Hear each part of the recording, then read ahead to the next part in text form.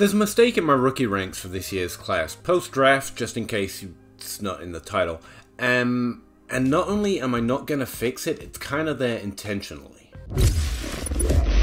So recently I broke down current DLF ranks because ADP tends to take a few weeks to catch up. And so instead I'm using DLF rankers ranks for this year's rookie class and the overall rankings of a startup draft to kind of function as an ADP, a sharp ADP. I wrote it up on Patreon, you can find it here, I guess, if I figure out how to put a link somewhere on this screen. One of the things I noticed, especially comparing it to Fantasy Pros ranks, is that when looking at Superflex, it's basically Bashawn Robinson and then 3 quarterbacks. Fantasy Pros functioning as the default redraft rank. Value Anthony Richardson a lot more than Bryce Young and CJ Stroud, although they are heavily in contention after that. But here's the thing, it should probably matter for Dynasty as well. This year's rookie class is unlikely to produce as well or as strongly in their rookie year as previous draft classes, if only because we don't see that often, and we've seen it through each of the last 2 draft classes. JSN went to a really good landing spot, I think, overall, but it's going to be rough to find a lot of opportunities, particularly early. I think he'll impress because he's the best wide receiver in this class,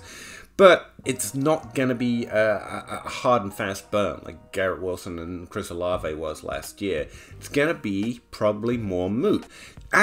Jordan Addison actually went to a much more interesting spot, and where I had them relatively similar in terms of their rookie profiles pre-draft, that brings up an awkward question as well. I've given you about a week or 2 to consume the typical Dynasty content that gets pushed right after a rookie draft, which basically boils down to, you know, draft Bashawn Robinson, Anthony Richardson has all the upside at quarterback, Jahmyr Gibbs is a year 1 starter, maybe a DeAndre Swift plus, and don't forget the 2 tanks, and keep an eye out for Rashawn Johnson and Josh Downs as a value in the 2nd round. That's pretty much it, despite the hours of content we're going to spend on it. 2 interesting things I found when looking at my ranks I know to disagree with, but I couldn't change it, was one, having JSN over Addison, based on value changes year 1. Addison's in a better spot, more likely to do more to impress, and has the same level of draft capital, because after your first year, we're just going to think of him as first round wide receivers more than anything else.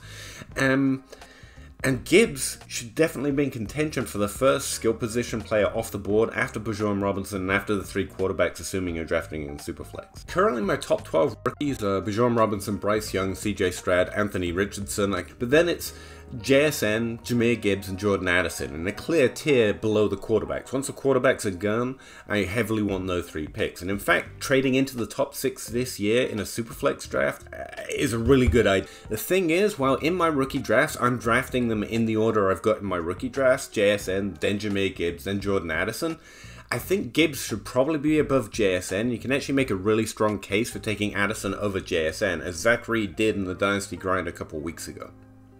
So why don't I have it ranked that way? Essentially because I'm not a strong trader, and I know my leagues, and I know how things move, and I know the players in those leagues are less likely to tilt over a weaker JSN rookie season than ADP or consensus might, even if Addison outproduces him.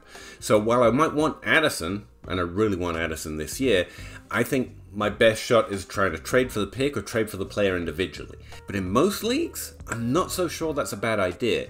And over both of them, Jahmyr Gibbs is probably the pick. Why? Because rookie running backs do more their first year in an average year. And that's despite all of the wide receivers going to depth charts where there is significant competition for targets, and we don't expect a lot through the first 6. I do expect a lot from him long term, but Jahmyr Gibbs, we can have more immediate expectations. I do think the hype on Gibbs is getting too strong. I think he's more DeAndre Swift but new, who is perpetually a top 12 potential and top 12 running back that people were disappointed in because they always wanted to wonder, what if just a little bit more rushing attempts? Despite the fact that both JSN and Addison probably should be valued over him in Dynasty, Gibbs is very likely the pick on an average rookie draft. And that puts me in this weird position of showing you my ranks and then telling you that in most drafts, or in drafts outside of my league, I would expect Jahmyr Gibbs to be a better pick this year in your rookie draft.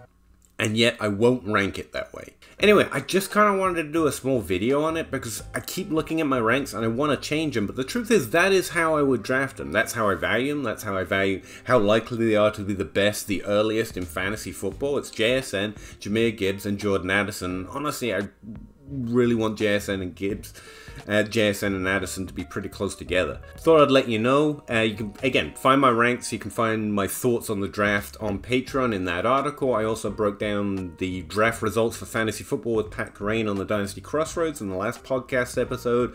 And 2 episodes ago, we talked about how to play Dynasty, specifically in terms of value windows, and rookies with Adam Hardstead as well. So feel free to check those out if you're interested. Thanks for checking out the video, and I'll see you in the next one.